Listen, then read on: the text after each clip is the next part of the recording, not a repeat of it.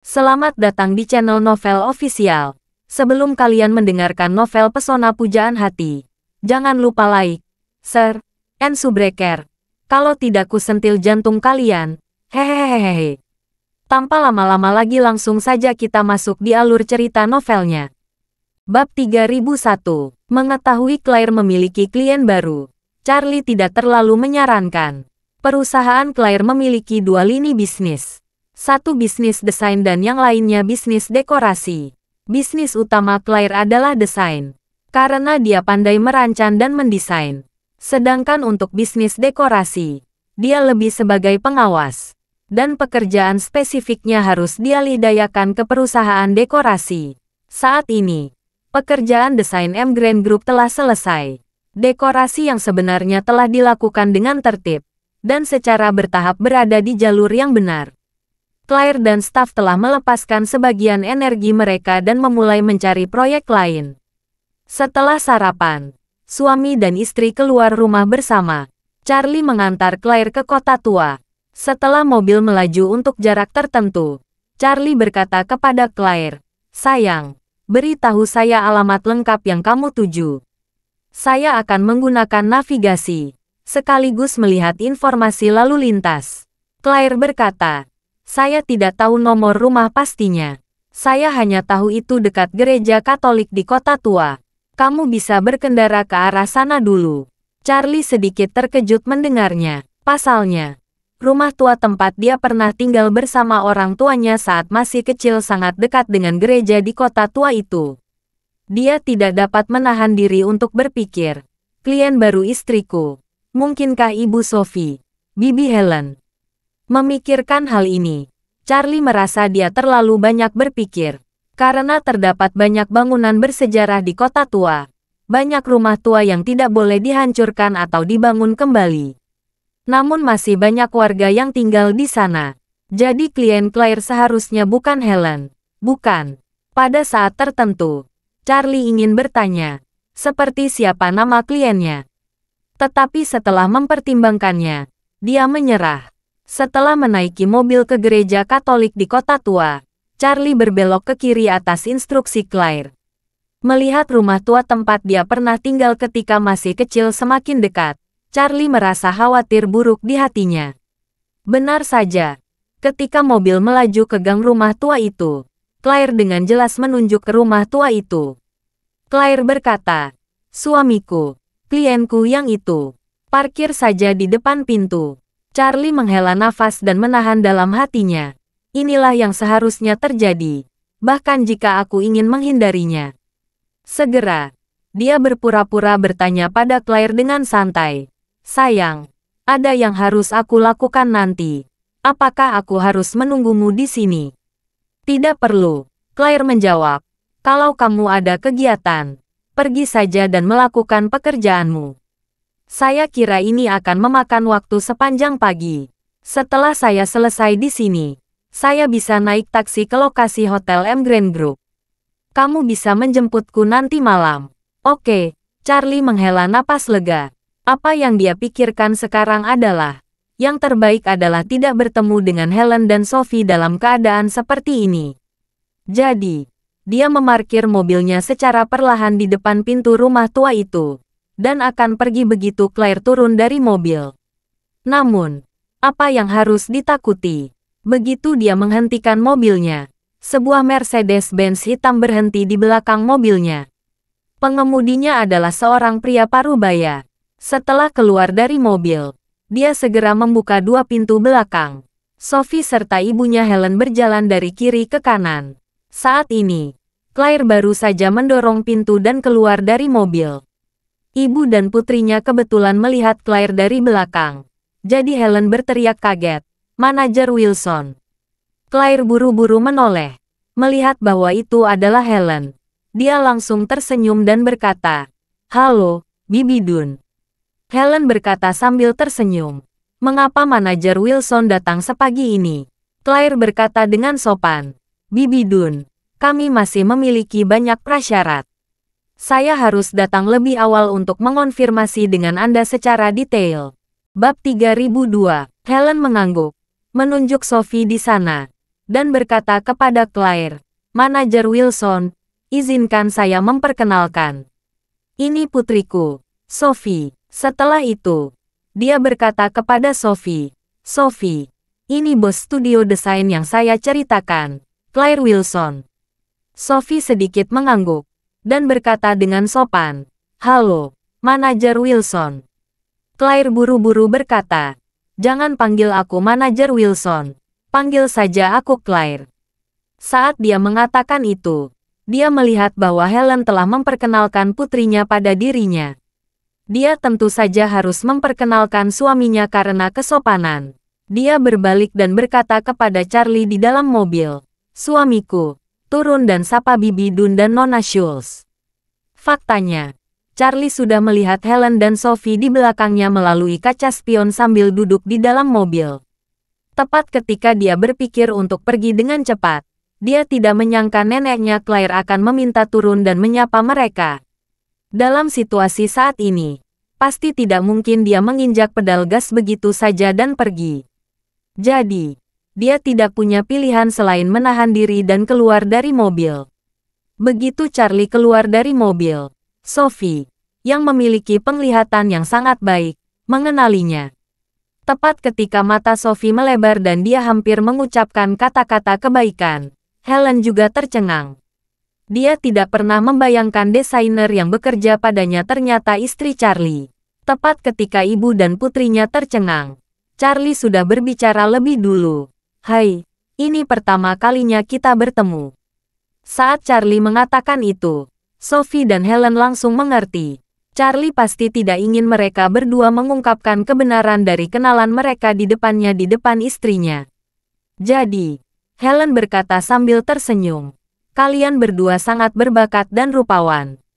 Sophie berdiri di samping dan diam, merasa sedikit masam di hatinya. Dan dia memandang Claire, membandingkan dirinya dengan Claire di dalam hatinya. Claire secara alami sangat cantik, tetapi Sophie tidak merasa bahwa dia jauh lebih buruk dari Claire. Jika dia memperkirakan latar belakangnya, dia seharusnya menang lebih banyak. Claire tidak tahu apa yang memikirkan Sophie. Melihat Charlie turun untuk menyapa ibu dan putrinya, dia menatap Charlie dan berkata dengan lembut, "Kamu ada kesibukan, suamiku. Kalau begitu kamu bisa pergi.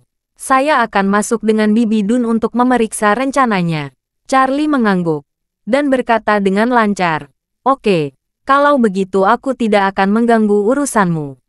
Setelah itu, Charlie memandang Helen dan Sophie, dan berkata sambil tersenyum, "Bibi Dunn, Nona Schultz, selamat tinggal." Helen dan Sophie juga mengucapkan selamat tinggal dengan sopan, lalu melihat Charlie pergi dengan mobilnya. Melihat Charlie pergi, Claire berkata kepada Helen, "Bibi Dunn, ayo masuk." "Baiklah," Helen sedikit tersenyum, dan berjalan ke halaman rumah tua bersama Claire. Saat mereka bertiga berjalan, Helen bertanya dengan penuh minat, "Claire, bagaimana kamu dan suamimu bertemu?"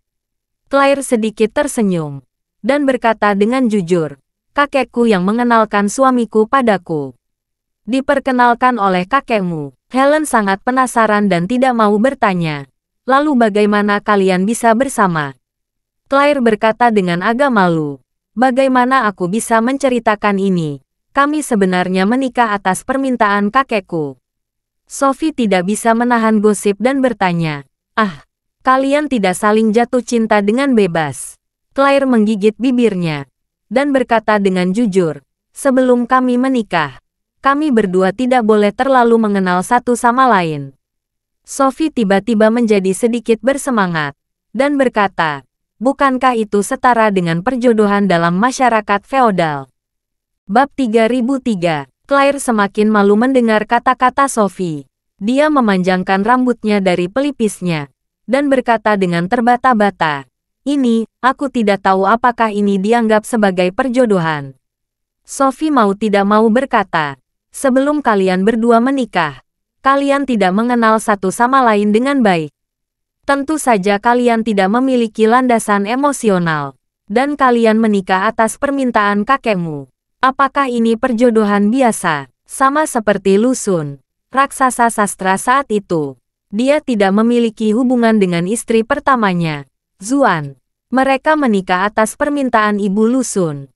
Saat dia mengatakan itu, Sophie tiba-tiba memikirkan sesuatu dan berkata, Lusun dan Zuan sepertinya tidak pernah menjadi suami dan istri seumur hidup mereka. Mungkinkah kalian berdua sama? Menghadapi kata-kata lugas Sophie, Claire tampak semakin malu dan berkata dengan canggung, Aku, ini. Kegugupan Claire tiba-tiba membawa kegembiraan di mata Sophie. Dia merasa bahwa dia seharusnya menebak dengan benar. Itulah mengapa Claire menyatakan hal itu sangat tidak wajar. Jika tebakannya benar, maka Charlie dan Claire hanya atas nama suami istri. Kalau begitu, dia masih memiliki kesempatan yang lebih baik. Helen di samping juga melihat beberapa petunjuk dari penampilan Claire. Dia juga menyadari bahwa ini adalah situasi yang sangat baik untuk putrinya. Namun, pada saat yang sama, dia juga malu dengan pikirannya sendiri. Lagi pula, hal-hal seperti itu berputar, bahkan tercela. Pada saat ini, Sophie bergerak maju, meraih lengan Claire dengan familiarnya, dan bertanya dengan suara rendah, Claire, sudah berapa lama kamu menikah dengan suamimu? Claire berkata dengan jujur, kami menikah selama 4 tahun. 4 tahun. Sophie pura-pura terkejut dan bertanya, kalau begitu, bisakah kamu memberi tahu saya, bagaimana kamu bergaul dengan perjodohan semacam ini dalam 4 tahun? Apakah kamu memperlakukan satu sama lain seperti teman, atau kamu memperlakukan satu sama lain seperti tamu? Tidak mengganggu satu sama lain. Claire bahkan lebih malu dengan pertanyaan Sophie. Dia tidak tahu harus mengatakan apa untuk sementara waktu. Tapi semakin dia malu, semakin kuat dugaan Sophie. Sophie merasa semakin santai. Helen di samping melihat Claire tersipu. Buru-buru berkata kepada Sophie, Sophie, berhenti bicara omong kosong di sini. Bagaimana kamu bisa bergosip tentang hubungan orang lain? Sophie juga menyadari bahwa apa yang dia lakukan benar-benar salah. Dia langsung berkata dengan nada meminta maaf. Maaf, Claire, aku mengajakmu bergosip. Claire menghela nafas lega, dan buru-buru berkata, tidak apa-apa. Setelah selesai berbicara, dia segera mengeluarkan komputer tablet dari tasnya, membuka sketsa desainnya, dan berkata kepada Helen, Bibi Dun, mari kita berbicara. Helen memanfaatkan situasi tersebut dan berkata, oke, lebih penting bicarakan bisnis. Hati Sophie sudah sedikit bersemangat. Selama ini, dia merasa ada terlalu banyak hambatan antara dirinya dan Charlie, dan kemungkinannya sangat kecil. Di antara mereka, kendala terbesar adalah istri Charlie, yang sebanding dengan Gunung Everest yang tidak dapat diatasi. Kedua, ada Queen yang memiliki kontrak pernikahan dengan Charlie. Dan Charlie bahkan mungkin memiliki lebih banyak orang kepercayaan yang tidak dia kenal. Bab 3004. Penemuannya membuatnya sedikit lebih percaya diri. Karena, hambatan terbesar tampaknya tak sulit yang dia bayangkan. Momen ini membuatnya terasa seperti memiliki masa depan yang cerah. Jadi, ketika ibunya sedang berkumpul dengan Claire tentang rencana, dia keluar dari rumah tua dan pergi ke halaman. Dia mengeluarkan ponselnya dan mengirim pesan suara WeChat kepada Charlie. Dermawan, aku tidak menyangka kamu dan istrimu dijodohkan. Charlie sudah meninggalkan kota tua dan menuju bandara. Dalam perjalanan, dia masih memikirkan pertemuannya dengan Helen dan Sophie. Dia tidak bisa menahan desahan dan kedamaian di hatinya. Aurus Hill kota kecil. Kalau terus seperti ini, kemungkinan bertemu berbagai kenalan akan semakin besar. Terlebih lagi, semakin banyak orang yang mengetahui identitas asliku. Kalau terus seperti ini, cepat atau lambat akan ada saatnya kertas tidak bisa menahan api. Selain merasa Aurus Hill agak kecil, Charlie juga merasa semakin banyak orang yang berduyun-duyun ke Aurus Hill dari semua lapisan masyarakat. Sophie ada di sini, begitu juga Nanako. Dan sebentar lagi ada Queen. Dia tidak tahu kemana orang-orang ini akan pergi setelah konser Queen selesai. Tepat ketika Charlie penuh emosi, dia menerima pesan WeChat Sophie. Dia terkejut dengan konten WeChat setelah melihat sekilas. Dia melihat waktu dia baru saja pergi 5 menit. Bagaimana Sophie bisa membuat Claire bicara begitu cepat? Sambil meratapi kelihayan Sophie, dia menjawab dengan pesan suara. Ada apa dengan perjodohan? Meskipun kami dijodohkan, hubungan kami sangat baik. Melihat Charlie membalas pesan suara, Sophie dengan hati-hati meletakkan telepon ke telinga dan mendengarkan pesan dari Charlie. Setelah itu, dia menjawab dengan suara rendah, "Dermawan, jangan berbohong padaku. Kurasa kamu dan istrimu hanya perjodohan. Kalian berdua pasti belum benar-benar suami dan istri, kan?" Charlie tidak mengira Sophie begitu menakutkan. Dia menghindari kemarahan dan berkata, "Apa perlunya menjaga semuanya tentang hal-hal di antara kami berdua?" Sophie menjawab dengan serius. Menghindari pemanasan adalah tanda bersalah. Kalau kalian berdua memiliki hubungan yang baik dan benar-benar menjadi suami istri setelah menikah, kalian seharusnya sudah memiliki anak setelah 4 tahun menikah. Jadi aku yakin, kalian berdua belum menikah. Charlie sangat tidak berdaya dalam menebaknya. Dia tidak mengakui atau menyangkalnya dan berkata dengan enteng, "Kamu bebas menebak." Sophie segera menggenggamnya dan berkata, "Dermawan tidak ingin aku menebak, jadi aku tidak akan menebak. Jangan membuatku marah, Dermawan." Saat dia berkata, dia tidak menunggu Charlie untuk mengungkapkan posisinya, dan berkata lagi, "Ngomong-ngomong, Dermawan, saya punya janji dengan Nona Harker. Kami akan bertemu di M Grand Group pukul 9.30 pagi ini. Kami ingin membahas detail kerjasama." "Saya tidak tahu apa Dermawan bisa datang." Charlie menjawab, "Ada yang harus saya lakukan hari ini. Saya tidak bisa pergi ke sana. Saya sudah meminta Albert untuk menghubungi Autumn. Jika kamu bertemu dengan Autumn, Albert juga harus pergi ke sana. Saya sudah menjanjikan dia memasok kapal kargo dan pekerjaan keamanan dermaga. Albert akan bekerja sama dengan kamu juga. Kalau memiliki persyaratan atau kebutuhan, kamu bisa bertanya langsung padanya." Sophie berkata, "Baik Dermawan. Saya akan memadupadankannya secara detail dengan Nona Hart dan Tuan Rhodes." Saat dia mengatakan itu, dia tiba-tiba memikirkan sesuatu dan bertanya, "Ngomong-ngomong, Dermawan, apakah kamu akan menjemput Queen di bandara hari ini?" Charlie mengerutkan kening ketika mendengar ini. Dia bertanya, "Mengapa kamu bertanya itu?" Sophie berkata dengan jujur, "Saya tahu Dermawan dan Queen memiliki kontrak pernikahan. Saya dengar, keluarga mereka tidak pernah menyerah mencari Dermawan bertahun-tahun. Dikombinasikan dengan pemilihan tur konser pertama yang tiba-tiba di Aurus Hill. Itu pada dasarnya bisa ditebak. Dia pasti datang ke sini untuk Dermawan. Karena Nona Golding datang dari jauh. Sebagai tuan rumah, masuk akal kalau Dermawan menjemputnya di bandara." Mendengar ini, Charlie hanya bisa menghela napas dan berpikir dalam hatinya, "Sophie ini memang sangat pintar. Bahkan sangat pintar. Aku harus waspada terhadapnya." Bab 3005. Saat Charlie menuju bandara, Jamie sudah mengetahui waktu keberangkatan dan kedatangan pesawat pribadi Queen melalui salurannya sendiri. Informan yang dia tempatkan di venue sepi bahwa Queen akan datang ke venue untuk latihan setelah pukul 1 siang. Waktu lepas landas dan waktu latihan sangat konsisten. Pengaturan waktu ini memberikan kepercayaan penuh pada rencana perjalanan Queen. Karena dia tahu Queen baru akan mendarat setelah pukul 12 atau pukul 1. Dia tidak perlu terburu-buru ke bandara. Jadi, dia meminta bawahannya untuk berangkat tepat waktu pada pukul 10:30 untuk menjemput Queen di bandara. Namun, yang tidak dia ketahui adalah bahwa Queen sudah berada di pesawat menuju Aurus Hill. Charlie tiba di bandara pada pukul 9.30. Isaac sudah tiba di bandara. Dipandu oleh Isaac, Charlie mengemudikan mobil menuju hanggar.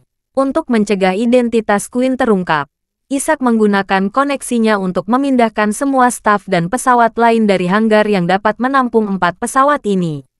Dia memastikan hanya ada dia dan Charlie di seluruh hanggar sebelum pesawat Queen tiba. 15 menit kemudian, jet bisnis Queen mendarat di Bandara Aurus Hill. Pesawat itu mengikuti mobil pengemudi, meluncur sampai ke hanggar. Begitu pesawat berhenti, Ishak mengeluarkan karangan bunga dari mobilnya dan menyerahkannya kepada Charlie. Dia berkata, "Tuan muda, saya sudah menyiapkan bunga seperti yang Anda minta." Charlie bertanya heran, "Kapan saya meminta menyiapkan bunga?" Ishak menyampaikan suaranya dan berkata, "Tuan, Nona Golding datang dari jauh. Kalau Anda tidak menyiapkan karangan bunga, bagaimana Anda bisa melewatinya?" Charlie melihat ke bawah segenggam besar mawar, dan berkata dengan canggung, "Bahkan jika itu mengirim bunga, tidak pantas mengirim mawar, kan?" "Sial," Ishak memegang tangannya. "Tuan, tidak ada yang tidak pantas tentang ini. Lebih tidak pantas kalau tidak ada bunga." Begitu Ishak selesai berbicara, pintu kabin jet bisnis di depannya perlahan terbuka keluar. Pintu kabin yang terbuka membalik ke lantai dan menjadi tangga. Queen dengan gembira berlari ke bawah seperti embusan angin. "Kakak Charlie." Melihat Charlie, Queen berteriak manis dari jauh. Dia berlari ke arah Charlie, melihat buket bunga di tangannya, dan langsung berkata penuh semangat, "Wow, Kak Charlie, bunga ini untukku." Charlie melihat bunga di tangannya, merasa tidak berdaya. Namun dia hanya bisa mengangguk dan tersenyum dan berkata, "Benar, ini untukmu." Manis sekali. Queen dengan senang hati mengambil bunga itu. Dia melihat sekeliling. Tidak ada orang lain selain Ishak. Dia segera berjinjit, mencium pipi Charlie, dan berkata dengan manis, "Terima kasih Kak Charlie." Pada saat ini, Ishak cepat-cepat berubah dan berjalan ke samping dengan seringai di wajahnya. Dia tahu jika adegan Queen mencium Charlie difoto dan diposting di media sosial, itu mungkin akan mendapatkan berita utama dan pencarian terbaik setidaknya selama seminggu. Tidak seperti antusiasme Tom, yang sepenuhnya mengandalkan hype dan uang. Antusiasme Queen benar-benar nyata. Di Cina, dia adalah idola nasional dan kekasih impian semua pria. Statusnya jauh lebih tinggi daripada aktris berkebangsaan Jepang Yui Aragaki. Di sisi lain, Charlie berpura-pura acuh tak acuh dan menyentuh wajahnya, dan berkata kepada Queen, "Nana, kamu pasti berusaha keras pagi-pagi sudah sampai di sini. Lebih baik mengirimmu ke hotel. Kamu istirahat dulu." Queen meraih lengannya dan bertanya kepadanya, "Kakak Charlie, apakah ada hal lain yang harus kamu lakukan nanti?" Charlie menggelengkan kepalanya. "Tidak ada." "Ada apa?" Queen berkata dengan genit. "Lalu kenapa kamu tidak menemaniku makan siang di hotel nanti?" "Oke," Charlie setuju tanpa berpikir. Bagaimanapun, dia tidak berencana pulang siang ini. Bab 3006. Charlie membuka pintu co-driver dan berkata, "Ayo pergi. Aku akan membawamu ke Shangri-La." "Baiklah." Queen dengan cepat duduk dengan bunga. Charlie menyapa Ishak, dan Ishak juga masuk ke mobilnya. Ishak melaju di depan, memimpin jalan meninggalkan bandara. Dalam perjalanan, Charlie bertanya kepada Queen, "Nana, jam berapa Paman Golding dan Bibi Rahel datang besok?" Queen berkata, "Mereka mendarat sekitar jam ini besok, atau mungkin lebih siang." Setelah berbicara, Queen berkata lagi, "Ngomong-ngomong, Kakak Charlie, kalau kamu tidak ada kegiatan besok pagi, kita bisa menjemput mereka."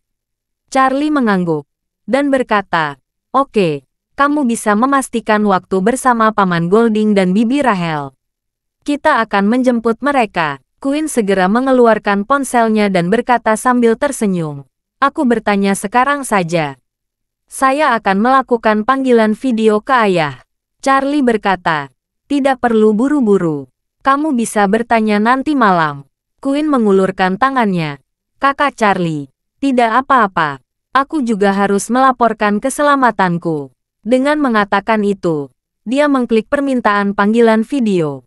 Segera, Yule terhubung ke video call, dan bertanya sambil tersenyum, "Putri, kamu sudah mendarat di Aurus Hill dengan selamat?" Queen berkata sambil tersenyum, "Ayah, aku sudah di sini. Kakak Charlie menjemputku." Saat dia mengatakan itu, dia dengan cepat mengangkat telepon ke kanan, sehingga kamera menangkap Charlie yang sedang mengemudi di sebelah kiri. Melihat Charlie, Yule langsung tersenyum dan berkata, "Oh, Charlie, sudah merepotkan kamu pergi ke bandara menjemput putriku." Charlie berkata sambil tersenyum, "Paman Golding, kamu seperti orang asing. Putrimu datang ke Aurus Hill, tentu saja aku harus menjemputnya." Yule berkata sambil tersenyum, "Awalnya, saya dan Bibi Rahel berencana pergi hari ini. Tapi saya ada rapat Dewan Arah Grup. Kami batal berangkat hari ini. Saya dan Bibi Rahel akan menemuimu besok pagi." "Oke, Paman Golding," kata Charlie dengan tergesa-gesa. "Besok, aku akan menjemputmu dan Bibi Rahel di bandara dengan putrimu." Saat dia berbicara, di ujung video lain, Rahel masuk ke kantor Yule dan berkata, "Yule, semua orang sudah datang. Kamu harus datang." Yule tersenyum dan berkata, "Saya sedang video call dengan Nana dan Charlie." "Kamu ingin berbicara dengan Charlie, benarkah?" Rahel berkata dengan gembira, lalu dengan cepat berlari ke belakang Yule. Dia bersandar sedikit dan tersenyum ke kamera. "Charlie, besok hari ulang tahunmu. Bibi ucapkan selamat ulang tahun sebelumnya." Charlie menjawab, "Terima kasih, Bibi Rahel."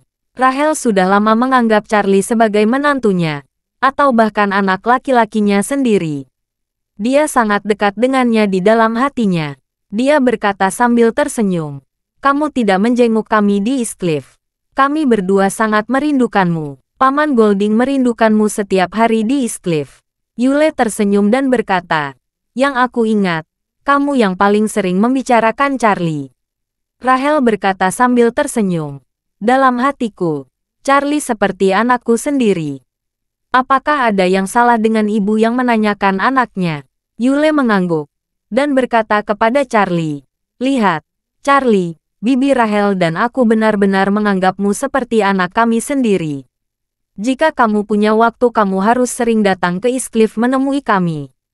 Charlie setuju tanpa ragu, dan berkata, "Paman Golding, jangan khawatir, aku pasti akan melakukannya." Yule mengangguk puas, dan berkata, "Charlie, Bibi Rahel dan aku akan mengadakan rapat dewan.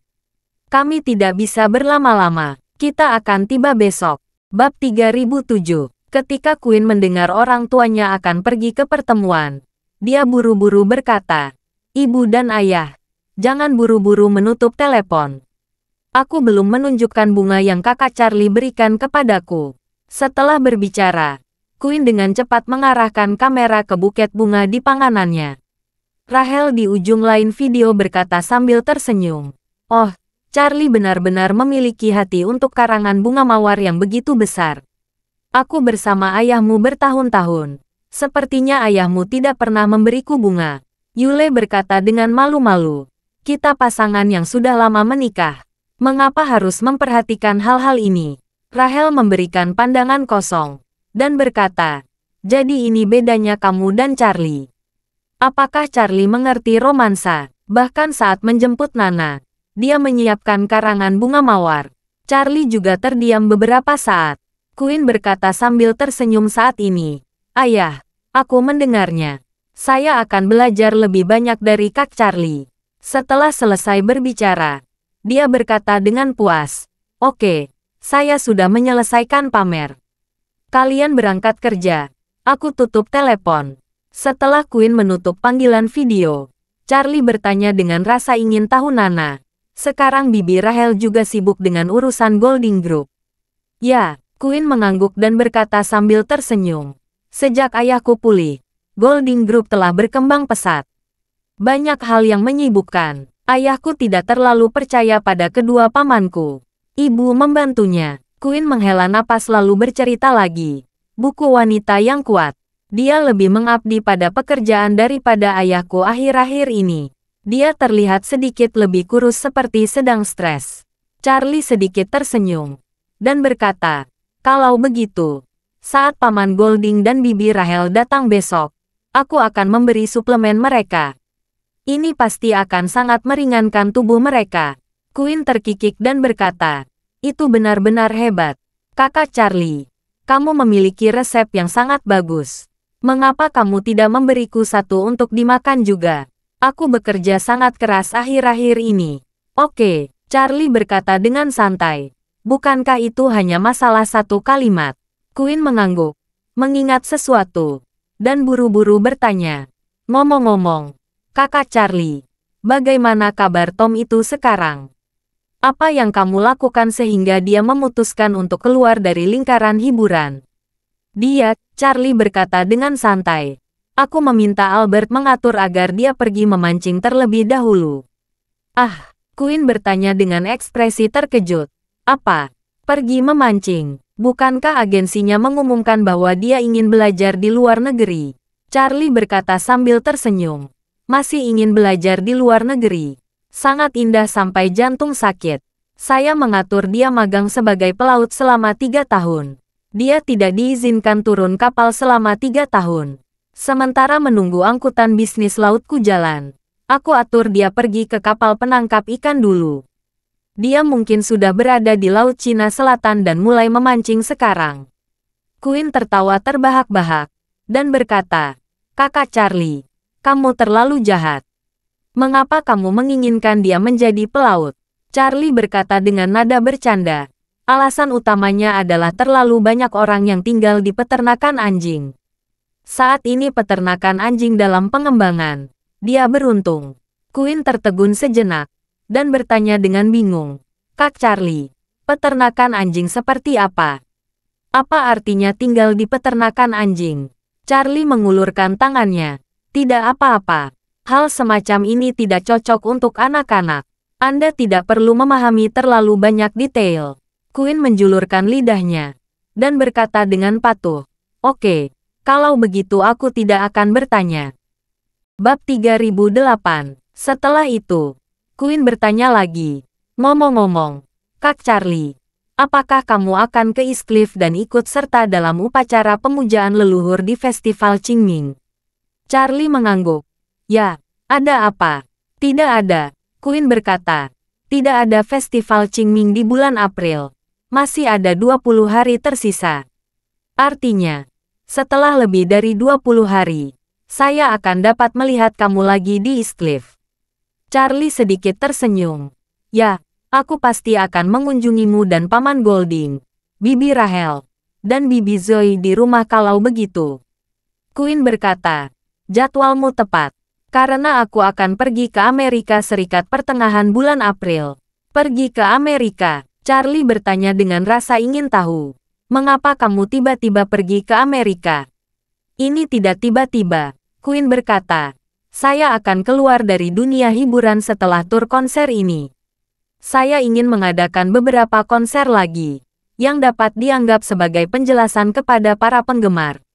Saya punya banyak penggemar di Eropa, Amerika, Jepang, dan Korea Selatan. Kebanyakan mereka adalah etnis Tionghoa. Selain konser di China, Taiwan, Jepang, Korea Selatan, Eropa, dan Amerika Serikat. Ada juga beberapa aransemen. April hingga akhir April, 5 pertunjukan akan diadakan di New York, Chicago, Los Angeles, Houston dan Seattle di Amerika Serikat. Lalu 3 pertunjukan di Jepang dan 3 di Korea Selatan. Charlie bertanya dengan bingung. Mengapa tidak menyelesaikan pertunjukan di Asia sebelum ke Eropa dan Amerika? Kamu tidak perlu bolak-balik selama lebih dari setengah bulan. Quinn dan tersenyum berkata, orang tua saya kebetulan pergi juga ke Amerika Serikat pada bulan April untuk urusan bisnis. Saya ingin pergi bersama mereka. Saat dia mengatakan itu, dia bertanya lagi pada Charlie. Kakak Charlie, apa kamu ingin pergi bersama? Charlie menggelengkan kepalanya dan berkata sambil tersenyum. Aku tidak akan pergi. Ada cukup banyak hal yang terjadi di sini di Aurus Hill. Diperkirakan April adalah saat Ocean Shipping Group akan dimulai. Aku pasti akan sibuk. Quinn mengangguk, dan berkata dengan sedikit penyesalan. Saya tidak terbiasa dengan tempat tinggal di Amerika Serikat. Saya merasa tidak terbiasa. Lebih baik memiliki orang tua bersama. Akan lebih baik kalau Kak Charlie bisa pergi bersama. Tapi kamu sibuk. Saya mengerti saya harus sibuk dengan urusan saya sendiri. Charlie menghibur. Meskipun Amerika Serikat jauh, Hanya perlu 12 jam terbang ke sana. Kamu juga akan tampil menghibur orang perantauan Tionghoa. Anda tidak perlu khawatir penyesuaian lingkungan baru. Ya, Queen sedikit mengangguk dan bertanya pada Charlie. Kakak Charlie, apakah kamu tidak ingin mengunjungi Amerika? Charlie menggelengkan kepalanya. Apa yang akan saya lihat di Amerika? Queen berkata, mengunjungi kakek nenekmu. Aku dengar dari ibuku. Kakek nenekmu masih hidup. Charlie tertegun untuk beberapa saat. Setelah beberapa detik, dia tersenyum tidak wajar dan berkata, sebaiknya aku tidak mengganggu mereka. Dan aku pernah bertemu mereka beberapa kali saat masih kecil. Aku ingin mendatangi mereka, tapi mereka mungkin tidak memiliki perasaan apapun padaku. Dan aku juga tidak memiliki perasaan apapun pada mereka. Charlie mengucapkan kata itu lagi. Dulu, dia tidak tahu banyak tentang pengalaman hidup ibunya. Dia hanya bertemu kakek neneknya ketika dia masih sangat kecil. Dia tidak memiliki landasan emosional dengan mereka. Terlebih lagi, setelah dia mengenal Yolden, Yolden memahami bahwa keluarga ibunya sebenarnya jauh lebih kuat daripada keluarga Wade. Dan kakek neneknya selalu tidak puas dengan keputusan ibunya untuk menikah dengan ayahnya dan kembali ke Tiongkok bersama ayahnya. Dikatakan bahwa ibunya mungkin telah menyebabkan banyak konflik dengan keluarganya karena hal ini. Sekarang ibu sudah tidak ada. Jika dia seorang cucu, yang sudah lebih dari 20 tahun tidak mereka temui, benar-benar pergi menemui kakek neneknya, dia khawatir itu akan mempermalukan mereka juga. Oleh karena itu, Charlie beranggapan bahwa tidak mengganggu mereka juga merupakan bentuk penghormatan terhadap mereka. Bab 3009, tiba di Shangri-La. Charlie dan Queen naik lift khusus internal ke kamar yang sudah dipesan oleh tim. Begitu memasuki ruangan, Queen berlari ke sofa dan merebahkan tubuhnya, dan berkata dengan penuh emosi, "Ya Tuhan, sungguh-sungguh melelahkan bangun pagi-pagi mengejar pesawat." Charlie tersenyum lalu berkata, "Kalau lelah, kamu istirahat dulu. Kita makan siang setelah kamu istirahat." Queen bertanya, "Kakak Charlie, kita makan siang di mana?" Charlie berkata, "Apapun yang kamu inginkan. Kalau kamu tidak keberatan, kita bisa makan siang di restoran Shangri-La. Atau kita bisa ke Heaven Spring Albert." Queen mengulurkan tangannya dan berkata, "Oh, lupakan Heaven Spring. Terlalu melelahkan. Makanannya banyak, susah menghabiskannya. Dan aku harus latihan di venue pukul 1. Waktunya mepet." Mengatakan itu, Queen bertanya dengan genit, "Kakak Charlie, bagaimana kalau kamu meminta resto membuat makanan dan mengirimkannya ke kamar? Kita makan di kamar saja."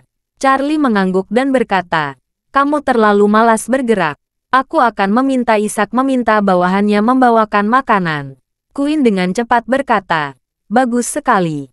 Charlie menelepon Ishak dan meminta agar Departemen Makanan dan Minuman membuat beberapa hidangan khusus dan mengantarkannya ke kamar Queen sekitar pukul 11.30. Ishak segera menyadarinya, karena takut terabaikan. Pada pukul 10.30 pagi, konvoi yang disiapkan oleh Jamie sudah berkumpul di pintu masuk venue. Siap menuju bandara untuk menyambut kedatangan Queen. Untuk memahami seluruh perjalanan Queen, Jamie meminta seseorang untuk bertanya tentang status jet pribadi Queen. Seperti apakah tempat parkir sudah disiapkan? Apakah sudah mulai mengantri untuk take off? Dan kapan perkiraan take off? Sesaat sebelum berangkat, dia menerima pesan dari Eastcliff. Jet pribadi Queen baru saja membatalkan rencana penerbangan hari ini. Jamie tidak segera menyadarinya. Dia menelepon dan bertanya, "Kamu katakan pesawat Queen membatalkan rencana penerbangan. Apa yang terjadi? Apakah cuaca di Eastcliff buruk? Apakah ada badai petir atau angin kencang?" Penjelasan pihak lain sederhana dan to the point. Angin sepoi-sepoi bertiup, dan tidak ada awan di langit. Jamie mengerutkan kening dan bertanya lagi, "Apakah ini dari air traffic controller?" Jawaban pihak lain masih sederhana dan langsung. "Lalu lintas normal." "Apa yang terjadi?" Jamie bertanya dengan bingung. "Biasanya pembatalan penerbangan karena cuaca buruk atau ATC." Pihak lain berkata, Ada kemungkinan lain mereka sengaja membatalkannya. Jika pihak lain mengalami perubahan mendadak dan tidak bisa terbang, mereka tidak akan membiarkan pesawat terbang kosong. Jami sebentar, lalu segera menutup telepon. Dia berbalik dan kembali ke venue, dan berkata kepada Dorothy yang sedang bekerja, "Dorothy, kapan Nona Golding datang hari ini?" Dorothy pura-pura terkejut dan berkata, "Queen akan memulai latihan pukul 13. Bukankah aku sudah puas?" Jami menahan amarahnya dan berkata, "Saya bertanya kapan dia akan terbang. Saya baru saja mendapat info pesawatnya membatalkan rencana penerbangan hari ini." Dorothy bertanya dengan ekspresi terkejut. "Hah? Benarkah? Aku belum mendengar kabar ini. Dia juga tidak memberitahuku." Jami bertanya balik, "Kamu manajernya? Kamu tidak tahu kapan dia tiba di Aurus Hill hari ini?" Dorothy mengangguk dengan serius dan berkata, "Tuan Schultz, Anda benar. Saya tidak tahu kapan dia akan tiba di Aurus Hill hari ini. Dia sendiri tidak meminta saya mengatur penjemputan. Dia hanya bilang akan tiba di venue pukul 1. Jami mengangkat pergelangan tangannya, melihat jam tangan Richard Mille edisi terbatas di pergelangan tangannya, mengerutkan kening, dan berkata, "Sudah pukul 11. Jika ada tertunda lebih lanjut, dia tidak akan bisa tiba di sini tepat waktu." Dengan mengatakan itu, Jami berkata, "Bagaimana kalau saya menelepon Nona Golding?" Dorothy berkata dengan cepat, "Tuan Muda Schultz, jika tidak ada hal lain, saya pergi dulu." Bab 3010. Oke, Jami mengangguk, mengeluarkan ponselnya, menemukan nomor Queen dan menekannya. Namun, sebuah suara terdengar dari ujung telepon lain. "Maaf, nomor yang Anda tuju tidak dapat dihubungi." Queen mematikan telepon. Jami semakin bingung. Dia tidak tahu Queen mengaktifkan mode jangan ganggu. Dengan mode ini, hanya beberapa panggilan yang dapat masuk ke ponselnya. Tidak peduli siapa itu, akan mendengar pengingat nomor tujuan tidak bisa dihubungi. Oleh karena itu, dia meminta seseorang untuk menanyakan informasi yang relevan dari Bandara Aurus Hill. Dan dia tetap tidak menemukan informasi kedatangan Queen di bandara. Dia secara berpikir bahwa Queen belum tiba di Aurus Hill. Mungkin dia tertunda di East Cliff karena suatu kecelakaan. Atau dia pindah ke pesawat lain. Jami langsung memerintahkan bawahannya untuk pergi ke Bandara Aurus Hill. Dia juga menelepon teman-teman di kereta api, meminta mereka membantu memeriksa apakah Queen membeli tiket kereta api berkecepatan tinggi di sistem kereta api. Menurut pendapatnya, dari East Cliff ke Aurus Hill, Queen tidak punya pilihan lain selain naik pesawat atau kereta api berkecepatan tinggi. Selama dia menguasai informasi dua jalur ini, dia pasti bisa menunggu Queen. Pada akhirnya, apa yang tidak pernah dia bayangkan dalam mimpinya adalah dia menunggu sampai hampir pukul 12 dan masih belum menemukan informasi Queen. Semua teman-temannya di bandara dan stasiun kereta tidak membuat kemajuan. Ini membuat Jami sangat bingung. Dia yakin Queen sangat menonjolkan pertunjukan ini. Pertunjukan secara resmi akan dimulai besok, dan dia harus menyelesaikan latihan hari ini. Dia tidak boleh absen latihan. Namun, dia tidak dapat menghubungi siapapun. Juga tidak dapat menemukan petunjuk apapun, yang membuatnya sedikit cemas. Hanya tersisa 2 atau 3 menit sebelum pukul 12, Jami memutuskan membatalkan rencana mendarat di bandara. Dia segera kembali ke venue. Kalau Queen diam-diam pergi ke venue untuk latihan tepat waktu. Jika dia masih menunggu di bandara, itu akan menjadi hal paling konyol di dunia. Ingin memahami hal ini, dia membawa orang ke Olympic Center. Tepat ketika mobilnya sudah melaju ke gerbang pusat Olimpiade, Charlie sedang mengantar Queen ke lorong VIP di pintu belakang Olympic Center. Dorothy telah mengatur staf untuk menutup pintu masuk dan keluar untuk mencegah penggemar masuk. Setelah Charlie menghentikan mobilnya, Queen berkata kepada Charlie, "Terima kasih Kak Charlie sudah mengantarku. Aku pergi dulu." Charlie bertanya kepada Queen, "Nana, kamu ingin aku menemanimu ke latihan?" Queen menjawab, "Tidak, tidak, tidak. Saya merahasiakan latihan ini bagi kamu. Saya tidak dapat mengizinkan kamu melihat. Kalau kamu masuk, tidak akan ada kejutan saat pertunjukan besok. Kak Charlie, kamu harus mengurus urusanmu sendiri. Charlie tidak punya pilihan selain menganggukkan kepalanya dan berkata, "Oke, kalau begitu. Aku pergi dulu. Hubungi saya kalau butuh sesuatu." Queen berkata sambil bercanda. "Kakak Charlie, jangan lupa jemput orang tuaku besok." "Oke." Charlie setuju. Dan berkata, "Cepat bekerja. Aku pergi. Selamat tinggal, Kak Charlie." Pada saat yang sama, Jamie juga melaju ke jalur VIP. Karena dia adalah mitra penyelenggara dan telah menggunakan saluran VIP, staf membiarkan mobilnya lewat. Begitu Jamie mengemudikan mobil ke lorong VIP, dia melihat Queen turun dari BMW 520 biasa di depan. Dan saat dia turun, dia melambai dengan gembira kepada seseorang di dalam mobil. Jamie tidak bisa melihat penampilan pengemudi dari belakang, tetapi dia bisa melihat bagian belakang kepala Charlie. Charlie memiliki gaya rambut pendek, jadi siapapun yang melihat dari belakang, dia bisa melihat bahwa pengemudi itu seorang pria. Pada saat ini, hati Jamie terbakar amarah. Dia terkulai gigi dan mengutuk, "Sial, aku menunggumu sepanjang pagi. Ternyata kamu dijemput pria lain. Tidak ada informasi tentang kamu di bandara dan di stasiun. Tapi kamu sudah sampai di Aurus Hill.